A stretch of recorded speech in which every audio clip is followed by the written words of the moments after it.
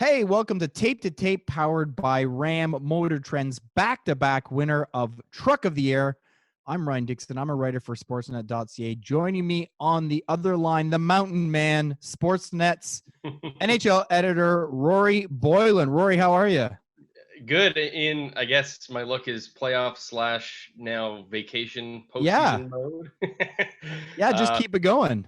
I'll keep it going for a little bit. I know my wife does not like it, so I don't know if that's a winning battle for me. I think it's not long for this world. You're probably on the clock then in that Yeah, case. definitely. Yes. Well, full disclosure, we meant to jump on these microphones last week, but we had some technical difficulties, some smoking laptops, so we got delayed a little bit. But we are finally here to talk not only about what we've seen through the first really 2 weeks. We're 2 weeks now since the draft and free agency, essentially, but also to look ahead to what might still be ahead in the offseason. We've got another team writing a letter to its fan base, the Chicago Blackhawks. Prepare yourself, Blackhawk fans. Can't wait to ridicule that a little bit.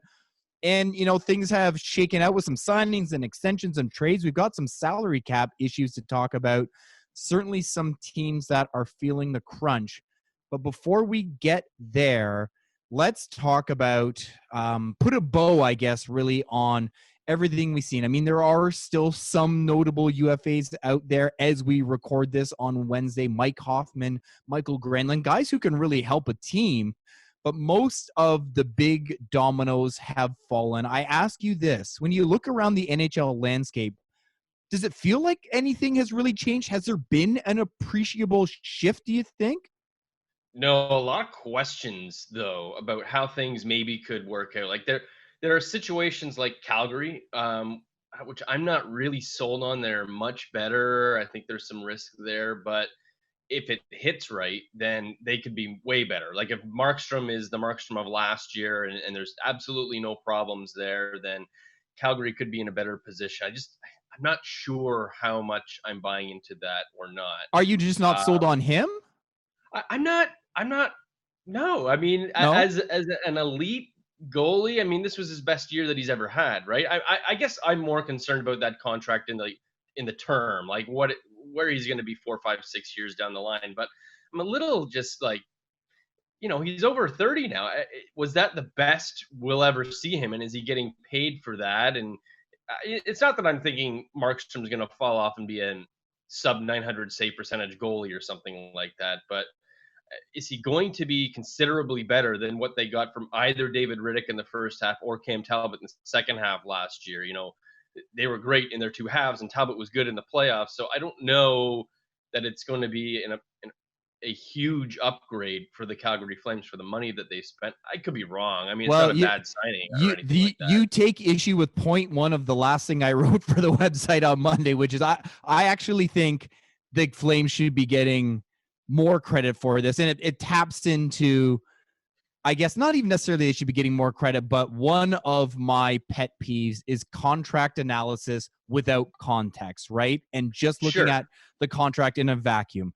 I'm sure the Flames would love to be cap compliant and competitive in 2026, but what they're really trying to do is win the cup now, right? And Absolutely. I know you can jump on the goalie carousel and find value every year, but that's stressful going out into the market and seeing what you can find every year. And you're right, this was Markstrom's best year, but he's been very consistent, really 3 seasons now. So you might be paying more for a 917 goalie than a 925 goalie. But I Yeah. just think them being able to say, we have solved this, or we feel confident that this is something we can cross off our list of stuff to do. I just like that settled feeling. I get it. And like, to be clear, I'm definitely not calling the Flames losers in this. They wouldn't be in that category. I don't know if it's a 100% slam dunk Sure. huge upgrade for them. And maybe this is going to sound like I'm talking out of both sides of my mouth, but again, I'm not calling Calgary a loser here. I would call Edmonton a loser for not getting a guy like Markstrom, though, right? And running back Put a the same. pin in that one. Yeah, I want we'll to get get back to back to that. that. But this is kind of what I'm trying to say is I we're looking at these landscapes and trying to figure out like who has significantly improved. And I'm looking at Calgary and I'm like, I like it. It's not that I don't like it. Right.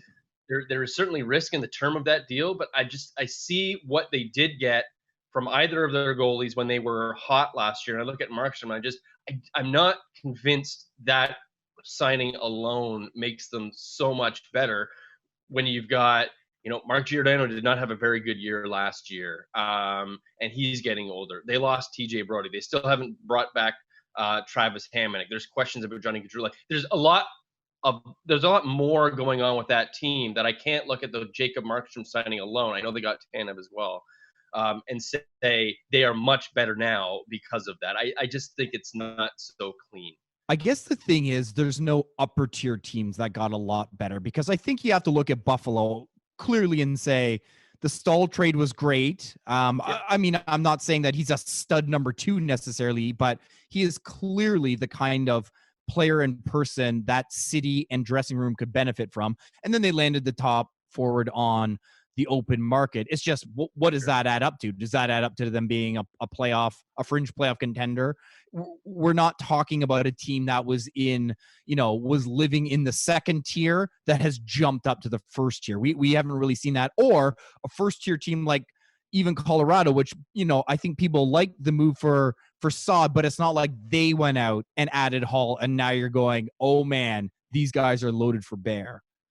Yeah, I mean, Colorado, I struggled to – I took a little bit of heat for not putting them in my winners piece, but I mean, when you were thinking that they were going to get Taylor Hall and then they end up with Brandon Saad, it's like, okay, they're probably a little bit better than they were last year, but there's still their goalie situation is they ran into a lot of problems when Grubauer got hurt last year, and they didn't add the huge impact players we thought they might when we heard that this is the all-in season for them. They could throw a lot of money at this team for 1 year before having to give Landeskog and Makar their extensions, and they didn't make any huge additions like that. So, expectation versus reality, I guess. I'm not really sure they're huge winners. They're probably a little bit better, but they were already in that top tier of teams. They didn't level up from that and, even go higher in that tier. I think they're pretty much ranked where they were last year for me.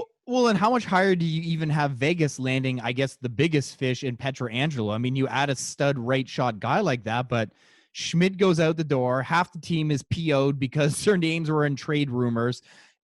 I'm sure it's a net gain. It has to be when you add a player like that. But again, it's not like you were looking at that team going, well, they had an enormous deficiency on defense and they solved it. Like, I don't know how much further along that team is.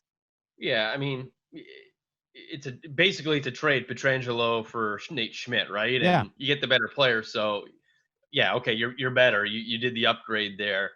They also navigated that Marc-Andre Fleury situation, I guess, as well as they could have, right? Where you were facing maybe losing him for nothing, and then Robin Lehner is your starter, and you don't have that secure backup.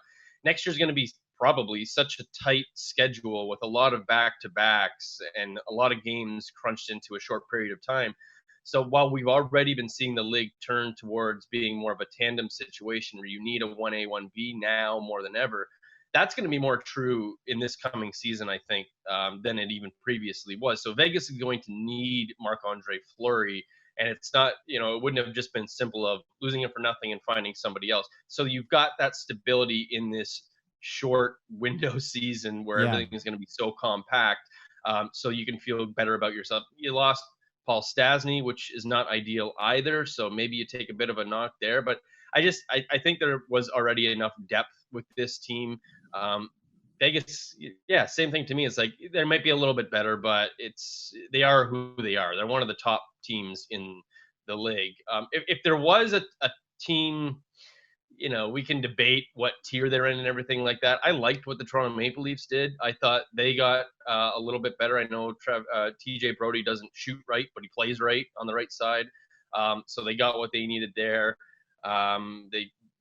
Joe Thornton, let's see what he's got left. I mean, I'm happy that he's in the East now. We get to see him a lot more. He's not the same Joe Thornton he was at his peak, but I'm interested to see what is still in the tank there. And, the fact that they got a first-round pick for Kasperi Kapanen, looking at what the market is now, there was a huge win. The Andreas Janssen trade was always going to be a loss, just a salary shredder there.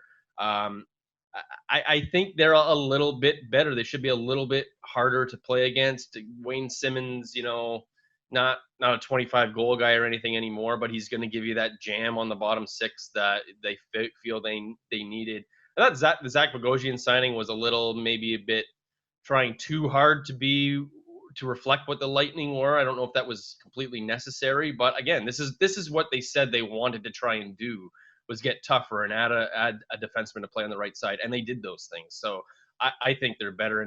And before we move on, Ryan, I really wanted to touch on what the Montreal Canadiens did, because there is a lot of risk there, right? Like, you trade out Domi for Josh Anderson, who was an injury-shortened season, scored just 2 times. What's he going to become? And then you give him a long-term contract for a lot of money. What's going to happen there? But I like the risks that they've taken, because they needed more goal scoring. They needed more size. Josh Anderson hypothetically gives you both of those things. They've got some younger guys coming up onto the blue line as well. You solve your backup goalie situation. Again, you're probably going to be resting Carey Price more than you ever have before and keeping him rested for those playoffs. Joel Edmondson, good for size on the back end too.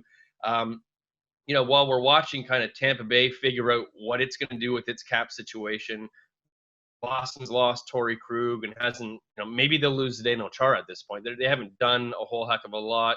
Toronto has improved a little bit. Look at what's going on around Montreal in that division. You could make an argument that they have improved the most, and in the Atlantic, and that's coming off a pretty good playoff showing for them too. So I think it's promising that, if we're looking for teams in the NHL that maybe moved up a tier, maybe the Canadiens are that team. Not that they're a top tier team or anything like that, but maybe they're a bit more of a challenger, a pesky, hard to handle challenger than they were before. I messaged a pro scout just saying, do you love what anyone's done? And he said the Canadiens, his response about Anderson literally involved heart emojis. And he said, I don't think they have to overachieve to make the playoffs. So you're right. Like, exactly what it adds up to, I don't know. It's certainly hard to look at them and say they're a true contender unless their wildest dreams come true with Suzuki and Kotkaniemi, and they all of a sudden really look like 2 guys who can be at the top of your center depth chart. The Anderson risk, I think that's a roll of the dice you take every day of the week, because the payoff is so enormous. And I mean, think of it this way: if Max Domi had stayed with the Canadiens and, broke his leg on the eve of training camp, would you be throwing in the towel and going, well, they have no chance to win now? Like, if they had lost him for nothing, you would still be looking at the center position going, you know what? They're actually pretty okay there. Like, they will able to turn that player where they had a huge surplus, or it certainly looks like they have a surplus, into a guy who, yes, we don't know what he's going to be, but if he had already become what he might be, there's zero chance you get him. Zero chance. If he becomes a 6'3" guy who can fly and pop 25 to 30 from the wing, I mean, that is the guy Marc Bergevin has been looking for a long time. And the Toffoli signing, I think there's value there as well. And he's not a huge guy, but he's a bigger guy. But there's scoring throughout. It's ultimately, again, going to come down to what happens with those top 2 guys, Kotkaniemi and Suzuki. But I look at everything Bergevin did and nod my head and go, yep. That's how I feel about it. Yep, he leveled them. I forgot even about the Toffoli signing. I mean, how many a guy like that took a pay cut in free agency, for crying out loud? Like, how often do you see something like that happen? And so, I think, come to Montreal, that usually doesn't happen. Exactly. But Montreal showed well in the playoffs, and ultimately they just lacked scoring touch at the end of it. It's all on Brendan Gallagher, and he's injured and pretty banged much. up a lot of the time. So you just need a little bit more there. And Toffoli's always been a guy who's gotten shots. His shooting percentages have just never been high enough, and it's always been a wonder of, is it just that he's not that elite of a finisher, or is there some bad luck? I mean, he was on a Kings team that just generally didn't shoot for a high percentage. He had a 30-goal season a few years ago. Like, is that attainable for him in a system like Montreal's, or maybe he'll get a little bit more opportunity? And then, like you said, I mean, the upside for Josh Anderson is absolutely enormous. So you've added what you really needed there, and just a quick hit. I also kind of like what Vancouver did. I don't think they leveled up. I don't think, I actually included them in my winners when I did the winners and losers after the first weekend in free agency, and took some heat for that. But again, to your earlier point, it's about the context of the situation. Like, they were in such a hard position with Jacob Yeah. Markstrom, where pretty much you had to make your call right then and there. Are you going to give Thatcher Demko to Seattle, or are you going to let Jacob Markstrom walk and figure it out? And a lot of questions around Braden Holtby. I think his save percentage was .897 this year. He's not been the goalie that he has been, but you didn't have to give him the no move protection, so you can leave him available to Seattle if you choose. There's always the chance that he kind of finds that groove again and solidifies your goalie. I mean, it's not inconceivable that he's the better goalie between him and Marks. I wouldn't bet on it, but it's not. Sure. It could possibly happen. And then the Nate Schmidt trade for absolutely nothing, a third-round pick next year. I mean, that was a huge find for them, and it helped absorb the loss of Chris Tanev. It's an upgrade on Chris Tanev. Would have been nice to keep Tyler Toffoli for sure, but cap considerations. It was not going to be easy to keep all of those guys. I thought they did well considering their position. I don't think they got worse.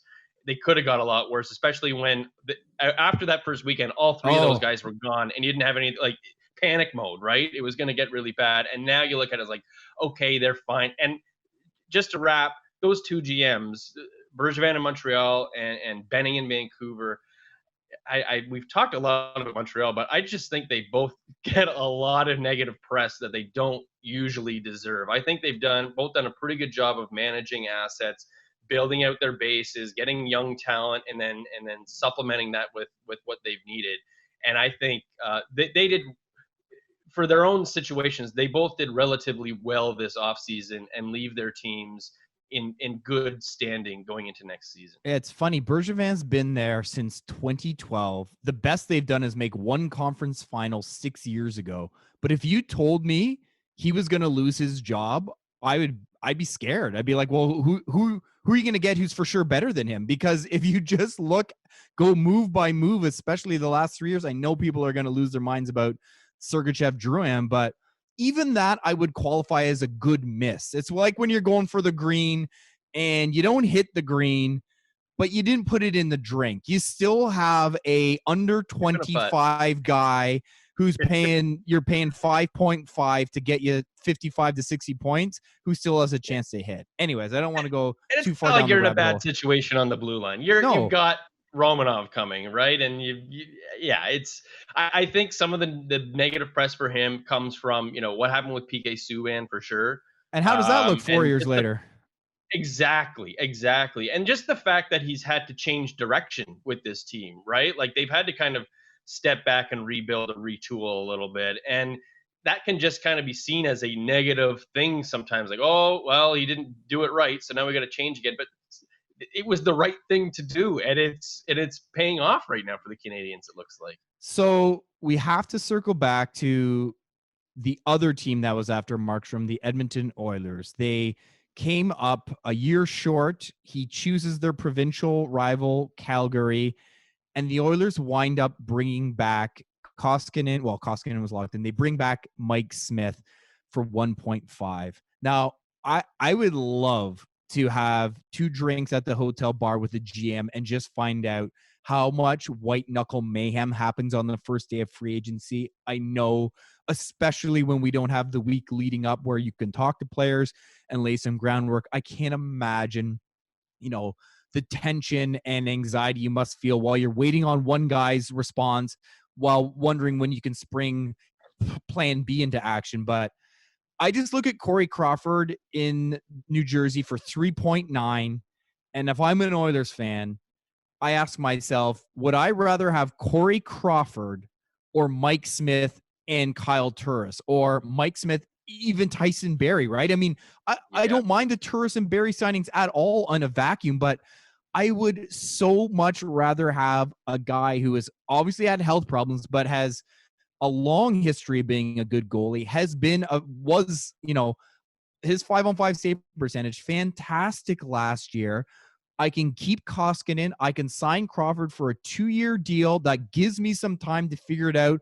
I know I'm bringing him in. In my mind, if I'm Ken Holland, I'm looking at him going, I want to play him 50 games, and he's my game 1 playoff starter.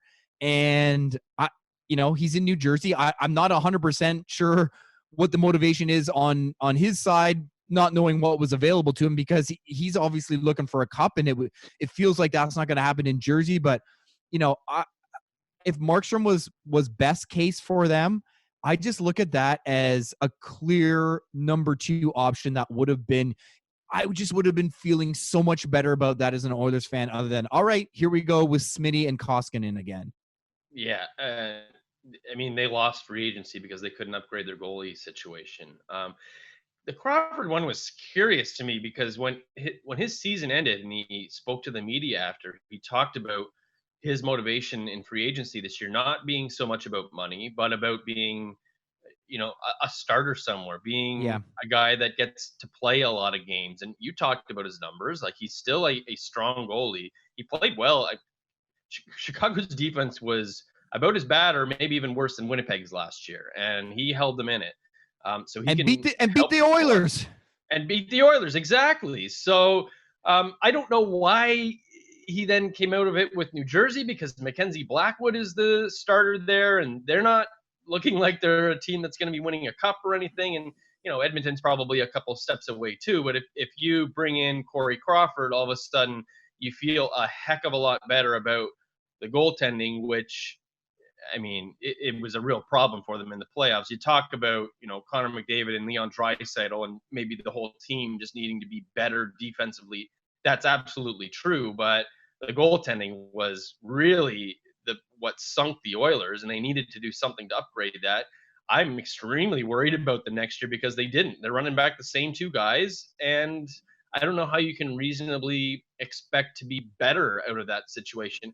I like the Tyson Berry signing, but again, it doesn't solve their primary need, which was you need to be better defensively. Yeah. He's a liability in his own end. He's going to make them really fun to watch, even more than they already are, by pushing that offense. If he's on the power play with Connor McDavid, or even 5-on-5, just kind of pushing that puck down the ice and getting through the neutral zone with speed and all that stuff. Like, that's all good. That's all fun to see and everything like that. And I don't think it's a bad signing. And the low investment that they had to make in Kyle Turris to be their third line center, I don't think is a bad one in a vacuum, like you said.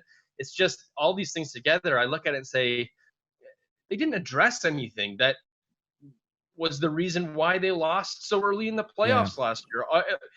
Calgary maybe got a little bit better. Vancouver is about the same, maybe a little bit better. Vegas is a lot better, or probably a little bit better. Definitely better on the defensive side of the puck. Edmonton is the same, maybe worse, because Mike Smith is a year older and Mikko Koskinen, another year of meh in the NHL. They're not going to change anything. So Edmonton, to me, was one of the bigger losers because they had such high expectations. You really have to start thinking about, how do you move this thing forward here? While McDavid and Draisaitl are playing so well, and you've got some guys on, still relatively cheap contracts, and they did nothing to push it forward. So it screams to me of, I worry about this being another, kind of a waste of a season for Edmonton. They definitely did not tear up this year. Well, we assume they are locked into Smith and Koskinen, but we'll see. There is still some off-season to go here, and some moves still to be made. We're going to talk about that on the other side of the break. We got some teams that are cap crunch that are going to have to move some things around, and the once mighty Blackhawks, Corey Crawford's old team, has said they are entering a different phase, a retool, a rebuild, a reset. Who knows? We're going to talk about that on the other side of the break on Tape to Tape. Welcome back to Tape. Rory, I make this joke often when I hear a team say they want to rebuild, but they don't want to trade their best guys. They don't want to finish last. It's the old, I want to lose 20 pounds, but I don't want to go to the gym, and I don't want to change my diet. Maybe I should make that. I feel seen on that one. There's some self-loathing involved in that for sure. Listen, I know rebuilding has changed in the NHL. I know the lottery has really changed it. I'm actually just this very day thinking, is there some kind of big feature I can do about the nature of how you rebuild now in the NHL? So, I mean, listen, the Blackhawks are still, not far removed from their third Stanley Cup in a short span. They have been one of the best organizations in the league. Far be it for me to say what the hell are they doing, but I want to get your impression on, they followed the template of the Rangers and Canucks saying, hey, fans, we're going to take a little step back, but all indications are that will not involve trading 1988 born Jonathan Taves or Patrick Kane, guys who are now in their early 30s, and Duncan Keith, who's even older than that. Yes, I know you've got Adam Boquist, and obviously they drafted Kirby Dach very high in 2019, but I just don't know what the approach is going to be here. And, what are you doing? Praying for lottery luck? I'm just not sure what this looks like. Yeah, I mean, that's basically it. Why do we have to do these letters every time any team wants to rebuild now? It's just, okay, we get it. And I think actually a lot of fans' reaction to that letter would have been like, well, why weren't you already doing this? You know, or you should have already. We've already thought we were doing a rebuild because we were a high pick in the draft last year. We're lucky to be in the playoffs this year, right? Probably should have been a lottery team this year as well. They're just not in a great position to get it started, right? Like when the Rangers did it, they were able to flip some assets, get some draft picks. They had a lot of cap space to work with, which is why they were, eventually able to get Artemi Panarin. They had, Igor Shesterkin was already in the system, right? Like they had a good base to start from. And Chicago has some elements. They have some players there who are definitely promising for the future, but it doesn't feel as deep as the Rangers were. Their draft pick situation is not special for sure. I mean, they have 6 draft picks in the next draft. All of them are their own. They just don't have their own third round pick. Over the 2022 and 2023 drafts, they only have their own picks. They have no other picks. It's not like they've been kind of building this, and it's not obvious how you're going to get those picks. You've traded Brandon Saad, who was maybe one of your better tradable assets. But outside of that, I mean, you talked about the guys they're not going to trade. I can't imagine you're trading 25-year-old Rookie of the Year finalist Dominic Kubalik either. You're probably not trading Alex DeBrincat. He's a guy that's young enough that you're probably going to need through this. Like, what are you trading for? Yeah.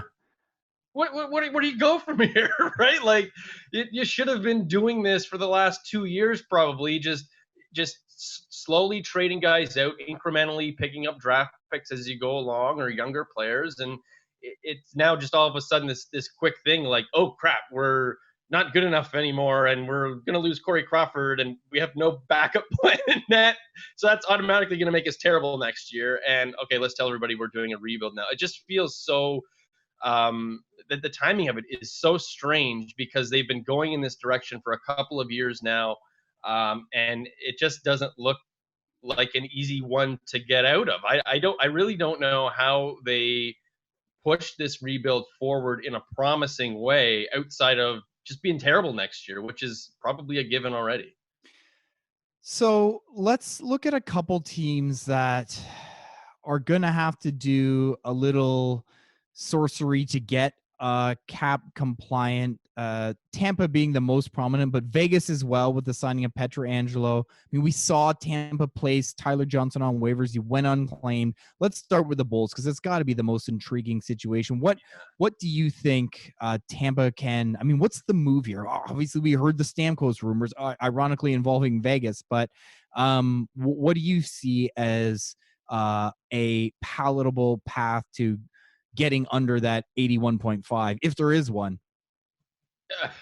I mean, it's just not obvious, right? I mean, it was shocking to see Steven Stamkos' name out there, and you'd think if Vegas had a way to do that, they would have done it because they do everything. And Steven Stamkos would be a great player for anybody to pick up, right? But how many teams out there can take on an $8.5 million superstar right now and be able to give up something back to Tampa Bay? Tampa Bay's probably not going to win that trade if they do it, but they're not a team. They don't strike me as a team that's going to trade Steven Stamkos for zilch, right? They're good at managing their assets.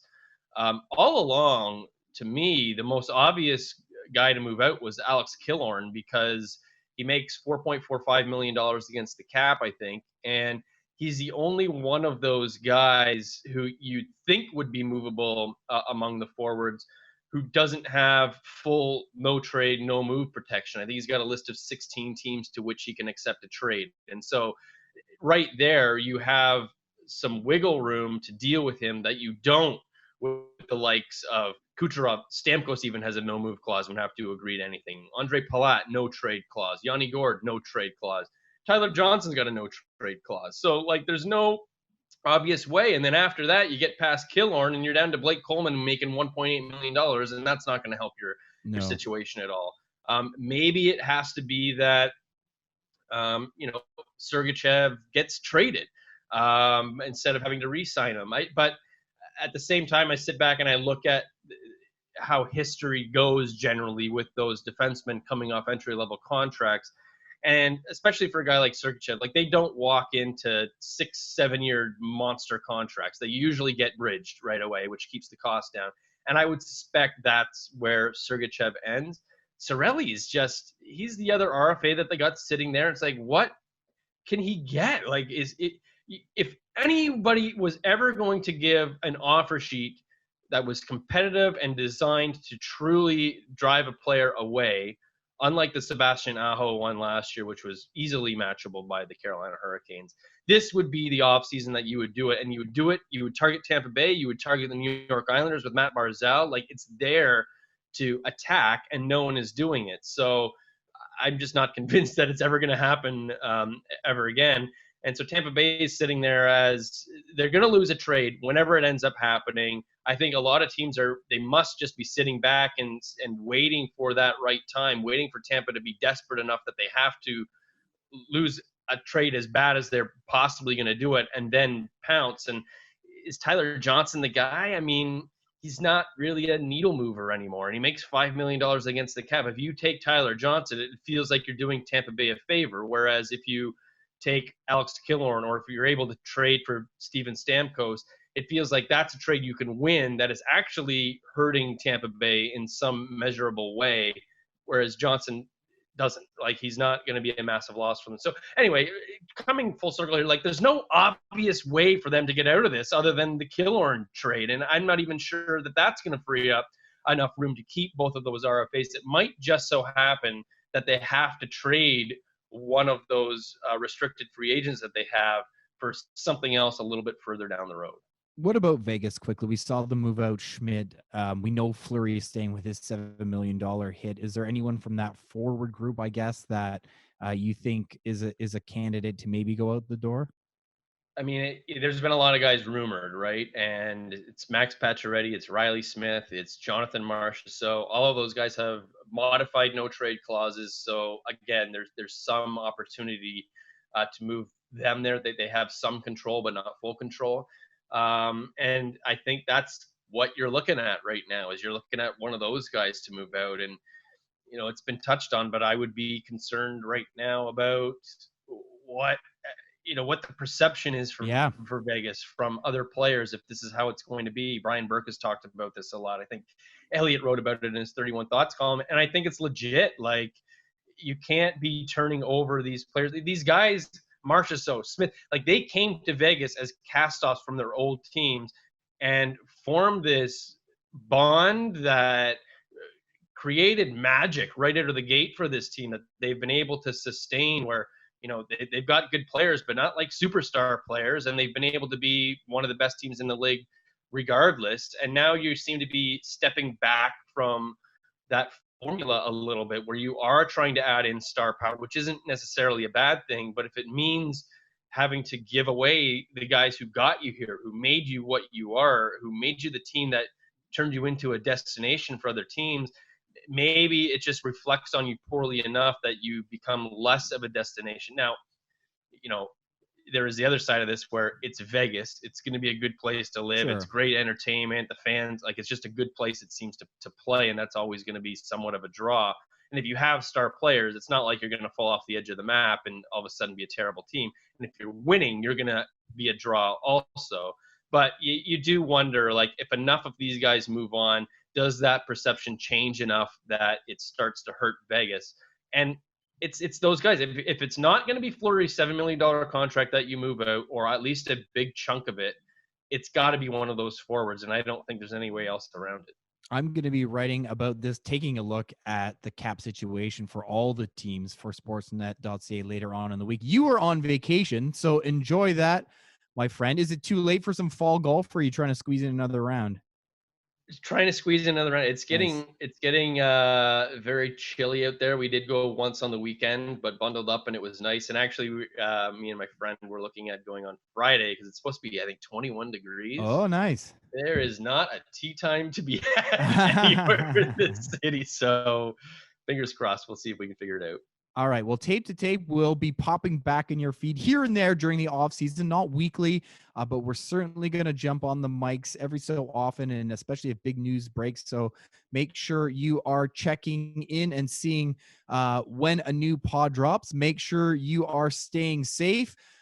Thanks, as always, to my co-host, Rory Boylan, our producers, Michael Mayers and Mike Tassoni, and we'll talk to you all very soon, everyone.